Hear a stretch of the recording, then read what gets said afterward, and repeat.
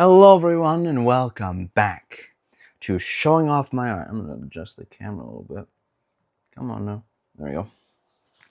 Welcome back to Showing Off My Art. We have got 2 more episodes of this to make for Generation 11, and I'm hoping that we can get them done today.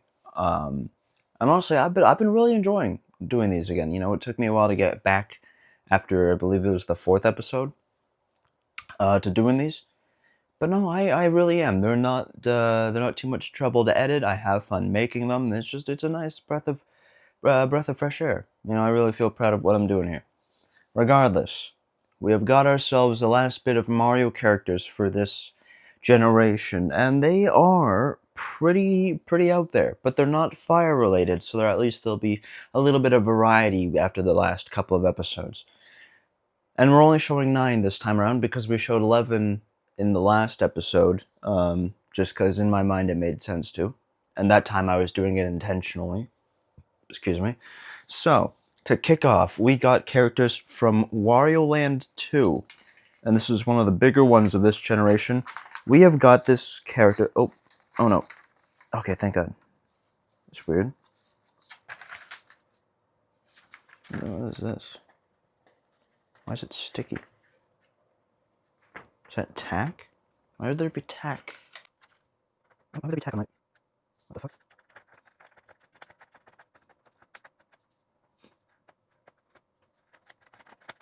Alright, that should be good now. Either way, this right here is 1/2 of Erodent. And Erodent is a character from Wario Land 2. It's a giant inflatable bear that by itself isn't a character, but becomes a boss. I'll explain more when we get to the next character, but this one's got a cut right there, and is that it? I thought I saw another. Oh, a big ass cut right there. Oh, and a cut right there. So, yeah. But this is a rodent. It's a giant floating teddy bear. Personally, I was never like the biggest fan of this. Oh, bless me. But I like it. I like kind of the design of it all. It's very distinct in that regard. I like all the stitching and all the kind of look, like the looks it has. I'm not the biggest fan of the necklace, but I also don't think I'm the biggest fan of the necklace just as it is in terms of a character design. So it is what it is, I guess. And yeah, I don't really know how I'd improve upon this, but it is there. It took a lot of brown to draw. It was not the funnest thing in the world to do. And it took me a couple pages to get done right.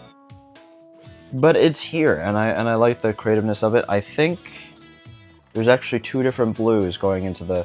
Which, again, you can tell very easily on camera. On here, it's actually a little bit hard to see. But there's 2 different blues going into the necklace there, which is quite nice. Fuck, why is it when I start recording I gotta blow my nose? But yeah, that's Erodent. Or 1/2 of Erodent, I would say. Yeah, I really don't have too many complaints or anything. It's there. It's not my favorite design-wise, but that's out of my control. I think I did pretty good with the translation to the paper form. Now, the second half of Erodent is this little ghost mouse right here. And the reason this is the second half of Erodent is because this is actually Erodent. The bear is an inflatable teddy bear that by itself is inanimate, but gets possessed by this thing and becomes a boss fight in Wario Land 2, or so the wiki tells me. Now this guy obviously fit on 1 page. I probably used the other half of the page that I used for the bear's head.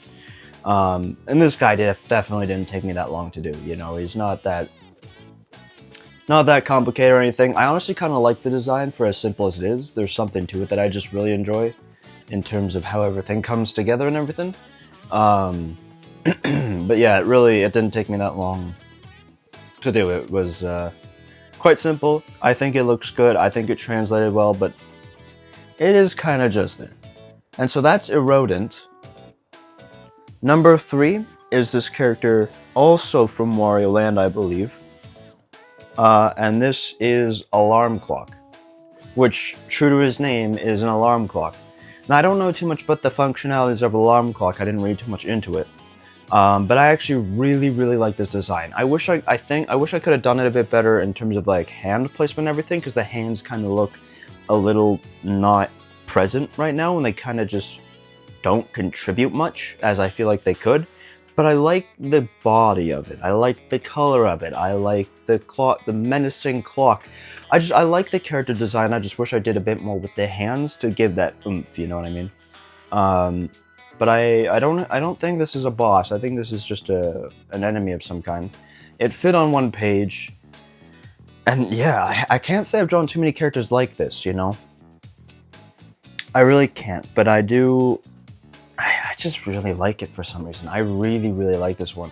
Aside of the hands, I wish I could have gone back and done the hands a bit better. But that's all right. That's besides the point. Yeah, no, God, I don't know why. I really like this one. I think I did it for the most part very well, and I'm very pleased with it. But I don't have much more to say on it than that right there. So that's number 3. Number 4, this girl, she's from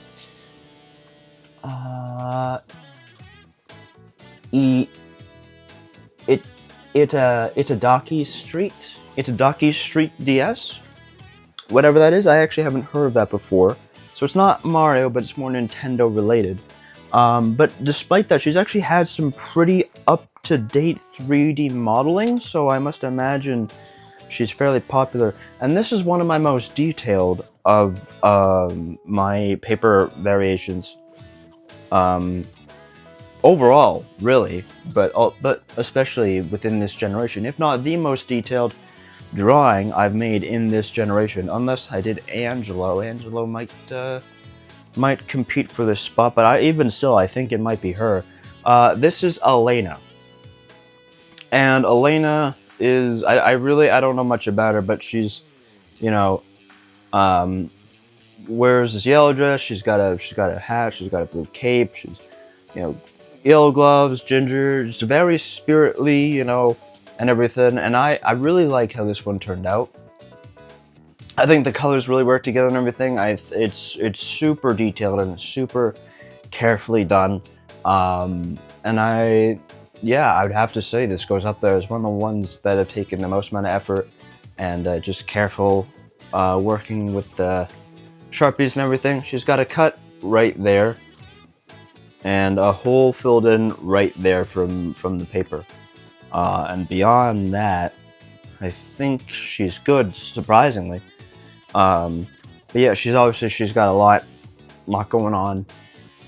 It seems that I messed up with the tape a little bit on this side because there's like a little bit of extra yellow bleeding through, or orange, that's not, you know, from the actual coloring of it for me. It also seems I messed up a little bit on the line for her hair because it gets cut off with the tape, and I didn't go back to retrace it or re-implement it, which is interesting because there's a pencil mark on this side that suggests I recognize that there was something there and then must have missed it later on because I wasn't paying attention in the coloring phase. But yeah, no, she is... I mean, I personally... I would say personally, I think I should have done her a bit smaller. I don't think she had any reason to be this big unless it was just for the convenience of trying to capture all the small details. I think I could have found a way to make her smaller. I don't think she needed to be this tall, this massive, because she's definitely on the bigger side. She's actually taller than the teddy bear Erodent, for a little bit of scaling for you. And I don't know. I feel like she could have been smaller, but I'm not taking anything away from the fact that this is clearly very detailed. I did a great job with this one. It definitely took me a lot of time to do, and yeah, no, I'm pretty pleased with the turnout. I would have gone back and maybe sized her down a few. Next up, this guy is from Mario Tennis, back when Mario Tennis just had a bunch of random characters in it. And this is Alex. No, not my brother Alex. This is Alex. Far simpler. I mean, also a human being, but far simpler than Elena over there. Obviously, he's got a hole right here. For some reason, I really like... I don't know if I really like, per se, but I just... Tennis rackets are a huge pain for me. They really are. I don't know how to handle them in paper style, right? So I leave the tennis rackets just white, like the interior. Instead of drawing like netting and stuff like that, I just leave it white. And I don't know if I still don't know if I agree with that idea or not, but I don't know how to handle tennis rackets because they're small racket like holes, and unless you're Elena, and I'm really putting in the effort, small details like that are very, very difficult to do. So I'm still trying to, even to this day, I'm still trying to figure out a method for that, because I've had to draw a couple of brackets in Generation 13 for some tennis characters from the latest Mario game, but still. Alex has a cut right there on the top of his head. But otherwise, I mean, he's not the most detailed, he's not the most out there. He's just meant to look ordinary, and he does look ordinary, but he's striking a cool pose, you know. He's got his green shirt, his blue hat on backwards. You can kind of tell where this kid's at and what he's got going on. And so I like him. I don't think I could have done him better outside of maybe doing something with a racket, but even then, I don't know. And yeah, this kid is just from Mario Tennis. He's just a character in Mario Tennis. I don't even know if he's a character or if he's just there, but he's a character in Mario Tennis. Yeah, that's Alex, rocking his moody green polo shirt.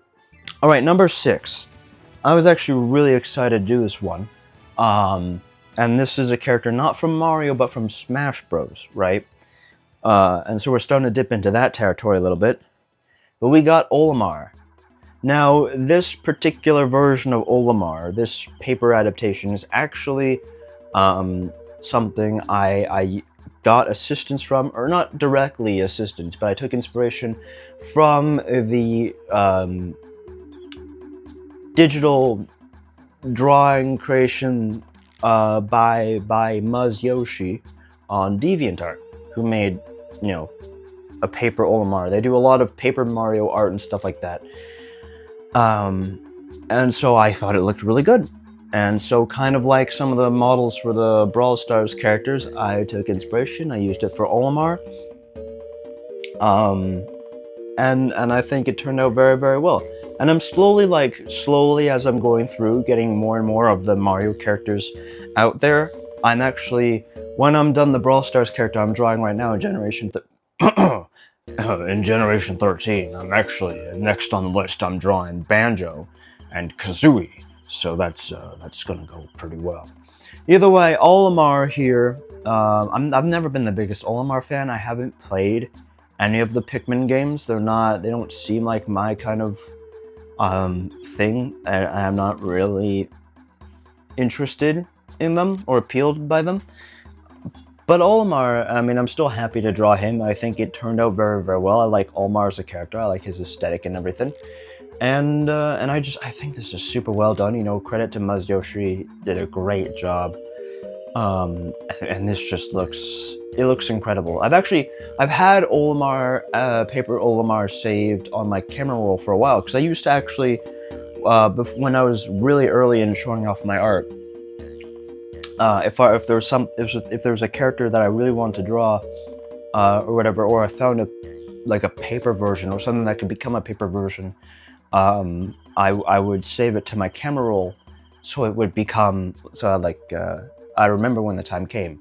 And so I've had some pictures on my camera roll since 2020, 2021, that I'm still waiting to draw, which is, I haven't done it in a while and everything, but they're there, and Olimar was one of them.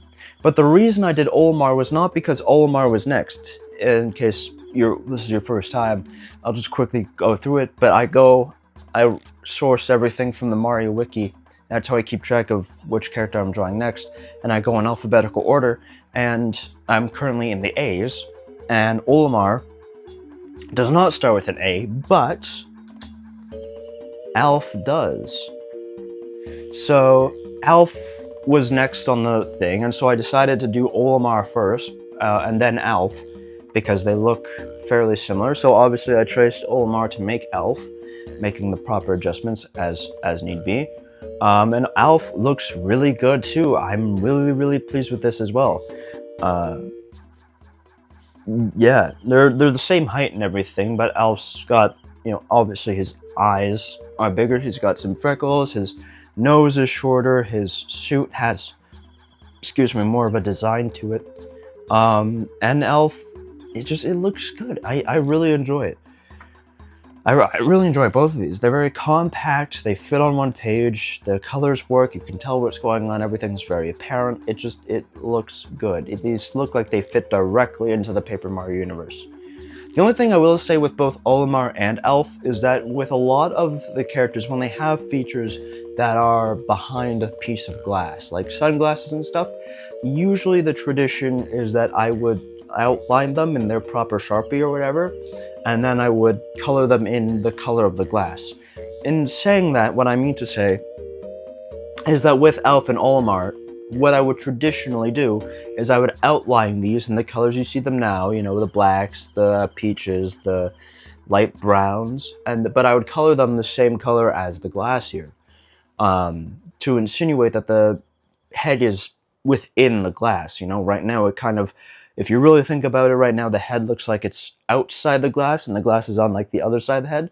It's not really what I want to go for, but I mean, I'll make exceptions for these guys, because I personally prefer this for these guys. It's just if I look at it for too long, it kind of breaks the tradition, and perspective kind of makes it look awkward. But that is those two. We got, I think, two more left. And this guy's from Super Smash Bros. Brawl, right? Which I never played. My first Smash Bros. Was the one for the 3DS and the Wii U. But this is the Ancient Minister. Now, the Ancient Minister they had the same problem as Elena, in that I would probably condense them, make them smaller if I were to go back and do this. But this guy has a lot going for him. He has a hole filled in right there. He's got a cut right there, another hole filled in right there, as well as a cut right there, a cut right there, and a cut right there, and a hole right there. And he's got a lot of design to him. Obviously, this was the first time I ever encountered this guy. Took a whole lot of greens. There was a lot of ingenuity and a lot of detail in this guy, and it's kind of crazy. It really is. I don't know why I made him so big, but I did. I made him very, very big. But yeah, no, Alchamentor. I mean, not Alchamentor. Alchamentor is a Rabbids character that I eventually will draw. Ancient Minister here is also incredibly detailed. I don't think it's as detailed as Elena. Maybe it is. It's definitely in contention. Like, you could make the argument, and I would believe you. But Alchamentor, no, Ancient Minister is I'm pretty pleased with it. Outside of how big it is, I think I should have made it smaller. But yeah, no, I'm pretty pleased. The colors, everything pops, everything works. You can tell everything, what's what, and everything, I think, translated properly. It definitely has that, like, early 2000s kind of over-design aesthetic to it. But no, I'm pretty pleased with it outside of its size, really, I think. It's also just a bit of an awkward character. I don't know too much about it, so it makes it a bit difficult to kind of, you know, connect with it, really. But sometimes you do anyway, it's just the nature of the game. And last but not least, ending Nintendo's aspect in this And now transitioning back to Brawl Stars to close out Generation 11. Our next character, Parker chose this epic for me to draw. This is Bo, obviously in his default form. I'm pretty sure this model taken from Draw Anything animations, but I could be wrong. It's got a hole right there and a hole right there. Obviously same height as a lot of the others. I've never been a big fan of Bo's default design. Oh, hi, baby. I've never been a big fan of Bo's default design. I would say Bo's... Oh, he's got a hole right there, too. I would say Bo's default design is amongst one of the worst, and I would say Bo needs a redesign for his base model. And maybe I'm alone in that regard, but I will die on that hill. I don't think his True Silver or True Gold in-game are at all appealing because his base design doesn't look that great. And yeah, but this is Bo, and I like his hat. I think that's my favorite part about it. I like the eagle hat. I like what I did there. But beyond that, I don't. It doesn't have much going for it, if you ask me. But everything pops, everything works. It's just it's a bit more of a poor design there. So